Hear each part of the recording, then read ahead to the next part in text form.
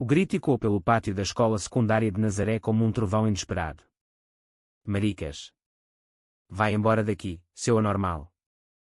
As palavras cortantes atingiram Tiago como facas, fazendo-o encolher-se contra o muro. Aos 15 anos, com o cabelo loiro desgrenhado e os olhos azuis cheios de lágrimas contidas, ele tentava ignorar o grupo de rapazes mais velhos que o cercava. Era o intervalo, e o sol de primavera batia forte na costa portuguesa, mas para Tiago aquele dia parecia cinzento. De repente, uma figura alta e atlética surgiu entre eles.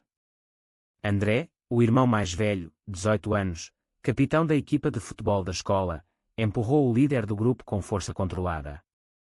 Deixa o meu irmão em paz. Se tocarem nele outra vez, vão lidar comigo. A voz de André tremia de raiva, mas os olhos revelavam algo mais profundo, medo. Medo de que o segredo que guardava há anos viesse à tona. Os agressores recuaram, murmurando insultos, mas o confronto não passou despercebido. Nazaré era uma vila pescatória tradicional na costa atlântica, onde as famílias viviam do mar e das tradições antigas. A homofobia sussurrada nas conversas dos cafés e nas missas de domingo era comum, embora Portugal tivesse leis progressivas nas cidades grandes. Aqui, no interior da comunidade, ser diferente era sinônimo de exclusão. André ajudou Tiago a levantar-se, limpando o pó da camisola dele. Estás bem, mano? Perguntou, com a voz baixa. Tiago acenou com a cabeça, mas os dois sabiam que não. Há meses que Tiago sofria bullying por ser mais sensível, por gostar de ler livros em vez de jogar futebol como os outros. Rumores sobre a sua orientação sexual começavam a circular, alimentados por olhares e comentários maliciosos. Naquela noite, na casa modesta com vista para o mar, os irmãos sentaram-se na varanda. O pai, pescador viúvo, estava no barco até tarde. Porquê eu, André? Porquê que eles me odeiam tanto? Perguntou Tiago, a voz embargada. André hesitou. Ele próprio lutava com os mesmos sentimentos há anos. Aos 18, apaixonara-se por Miguel, um rapaz da turma paralela, mas nunca confessara. Proteger Tiago era a sua forma de espiar o próprio silêncio. Porque têm medo do que não entendem, respondeu André finalmente. Mas eu não vou deixar que te magoem mais. Naquele momento, uma determinação feroz nasceu nele. André decidiu que confrontaria o bullying de frente, mesmo que isso significasse expor-se. No dia seguinte, na escola, André reuniu coragem e falou com o diretor. O meu irmão está a ser vítima de bullying homofóbico. Preciso que intervenha. O diretor, um homem conservador da velha guarda, franziu o sobrolho. Homofóbico? Tens a certeza? Aqui em Nazaré, essas coisas não acontecem. Mas André insistiu, descrevendo os insultos.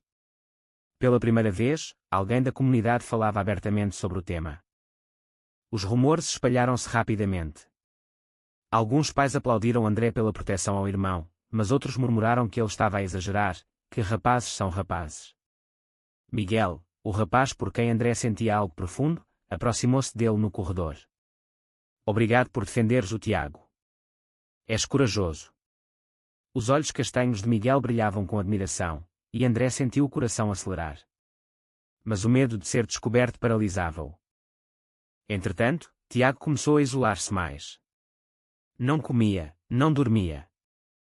André via o sofrimento do irmão e culpava-se por não ter agido antes. Numa noite chuvosa, Tiago confessou: acho que sou gay, André. E tenho tanto medo. André abraçou-o com força. Eu também, Tiago. Eu também sou. As palavras saíram como um suspiro libertador.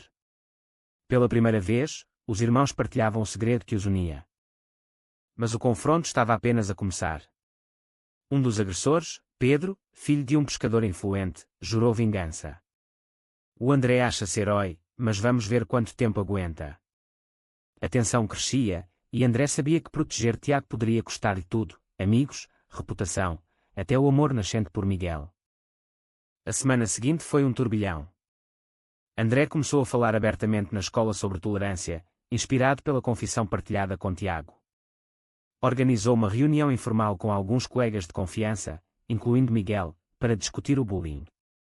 Não podemos deixar que isto continue. O Tiago não é o único que sofre em silêncio.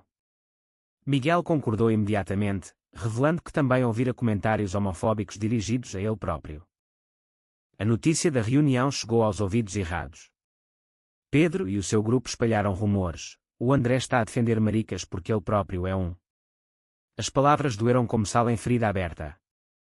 André confrontou Pedro no campo de futebol após o treino. Se tens problema com o meu irmão, vem falar comigo. Mas para te espalhar mentiras. Pedro riu-se. Mentiras. Toda a gente sabe que proteges o Tiago porque são iguais. O confronto escalou. Uma briga quase eclodiu, mas os treinadores separaram-nos. André foi suspenso da equipa por uma semana. Na vila, as opiniões dividiam-se. Alguns pescadores, como o pai de André e Tiago, Sr. Ferreira, defendiam-no. É o meu filho mais velho, protege o irmão. Isso é homem. Mas outros, influenciados pela igreja local, murmuravam que a família Ferreira estava a trazer ideias modernas para Nazaré. Em casa, a tensão era palpável. O pai regressou do mar e confrontou os filhos. O que se passa na escola? Ouvi rumores. Tiago empalideceu, mas André tomou a frente. Pai, o Tiago está a ser bullied por ser diferente.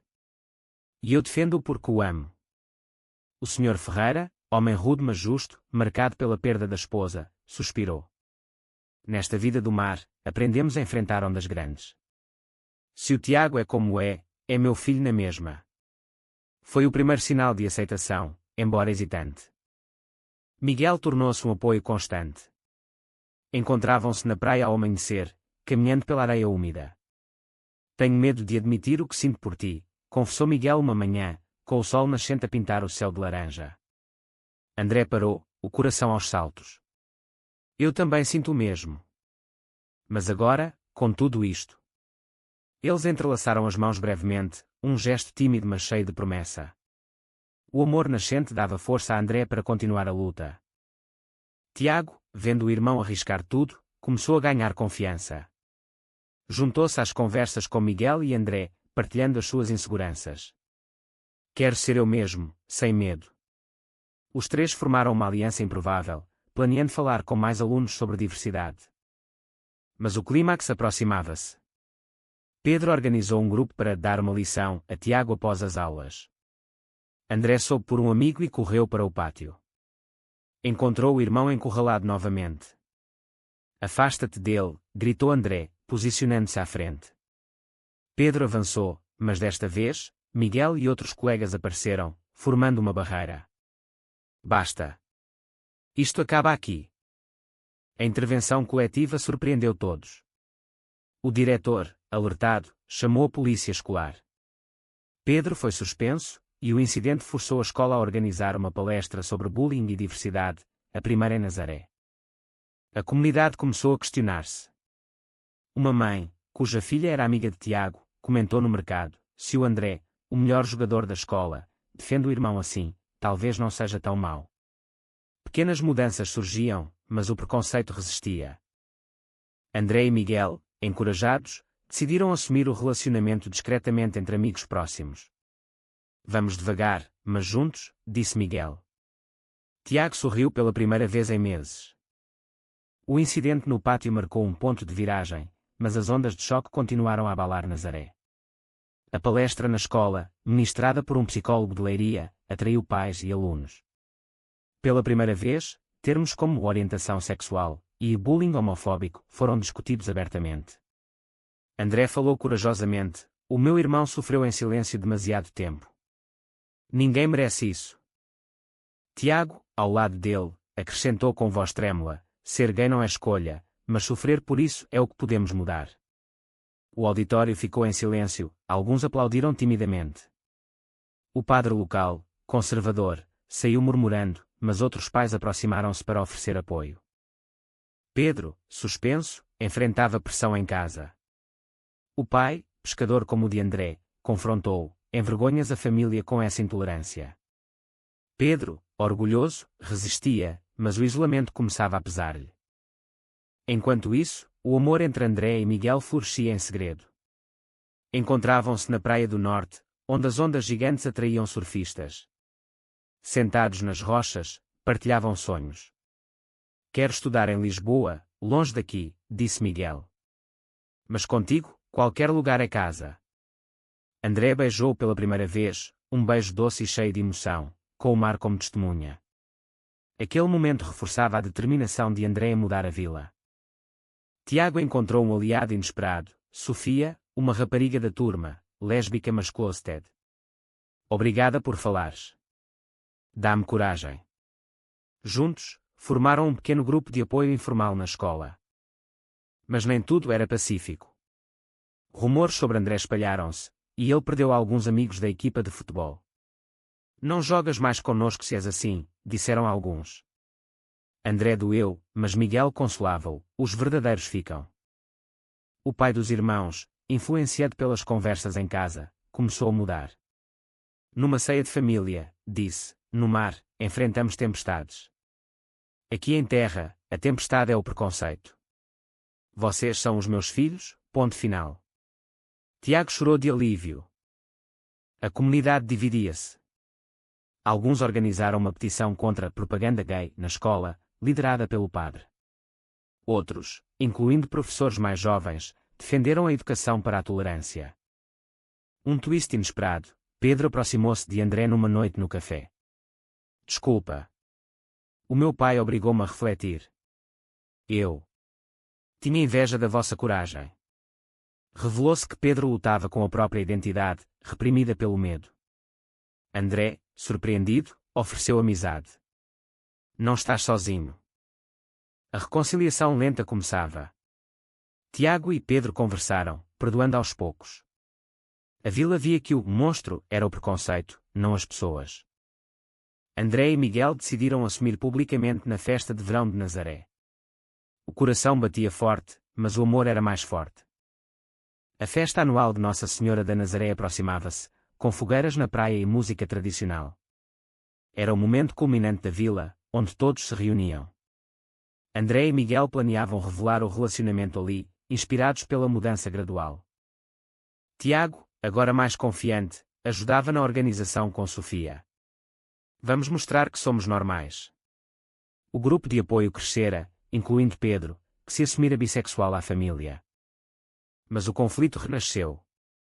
O padre pregou contra pecados modernos, influenciando um grupo conservador a boicotar a palestra de follow-up na escola. Não queremos isso aqui, gritavam. André confrontou o padre após a missa. Deus é amor, não ódio. Os meus filhos merecem respeito. O Sr. Ferreira apoiou publicamente, surpreendendo a vila. Na véspera da festa, uma crise, Tiago recebeu ameaças anónimas. Sai da vila, maricas. Assustado, quis fugir para Lisboa. André convenceu-o a ficar, juntos somos mais fortes. Miguel propôs, vamos à festa de mãos dadas. Mostramos que o amor vence. O plano era arriscado, mas libertador. A noite chegou, com fogos e sardinha assada. André, Miguel e Tiago caminharam pela praia de mãos entrelaçadas com os amigos. Olhares curiosos, alguns hostis. Um grupo murmurou insultos, mas Pedro interveio, deixem-nos. Eles não fazem mal a ninguém. A tensão subiu quando o líder conservador confrontou André. Estás a destruir as tradições. André respondeu calmamente, tradição é família, amor, proteção. Isso é o que faço pelo Tiago e pelo Miguel. A multidão dividiu-se, mas muitos aplaudiram. O pai de André abraçou os filhos publicamente. Orgulho dos meus rapazes. Um momento de viragem, o prefeito, vendo a divisão, anunciou apoio a iniciativas de inclusão. A opinião mudava.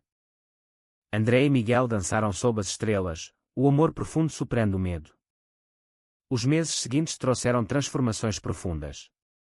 A escola implementou programas anti-bullying, com palestras regulares. Tiago e Sofia lideravam o clube de diversidade, crescendo para dezenas de membros. Pedro integrou-se, tornando-se aliado fervoroso. O bullying quase me destruiu por dentro. Agora ajudo os outros. André recuperou o lugar na equipa, com capitão renovado. Os ex-amigos pediram desculpas, influenciados pela coragem dele. O amor de André e Miguel aprofundava-se. Planeavam um futuro juntos, talvez universidade no Porto. Superamos o pior, dizia Miguel, beijando André na praia. Mas desafios persistiam. Alguns conservadores resistiam, e incidentes isolados ocorriam. Uma noite, a casa dos Ferreira foi pichada com insultos. A polícia investigou, e a comunidade condenou o ato. O pai organizou uma reunião no café local. Pescadores debatendo abertamente. Se o André protege o irmão assim, é exemplo para todos. A opinião virava. Tiago apaixonou-se por um rapaz novo na vila, um surfista de fora. Tímidos olhares trocados, promessas de futuro. Um twist, o padre, tocado por confissão de Pedro, pregou sobre compaixão. Errei ao julgar. A vila mudava, lenta mas seguramente. Um ano depois, Nazaré era irreconhecível. O Clube de Diversidade organizava eventos anuais, com apoio municipal. Tiago, agora 16, assumia-se orgulhosamente, com namorada ao lado. André e Miguel celebravam o aniversário de namoro na mesma praia. Mudaste tudo, disse Miguel.